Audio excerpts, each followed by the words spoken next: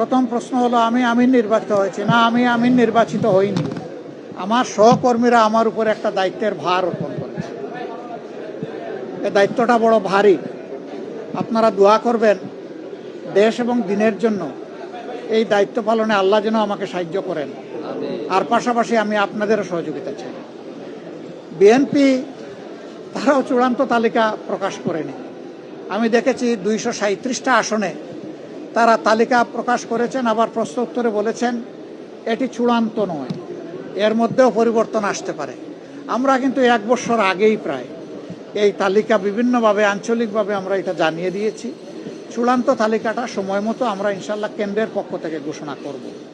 তবে যেহেতু আমরা একা ইলেকশন করব না, আরও অনেককে আমরা ধারণ করব, দেশ এবং জাতির স্বার্থে সব দিক বিবেচনা করেই চূড়ান্তভাবে যথাসময় ইনশাল্লাহ আমরা প্রার্থী ঘোষণা করব।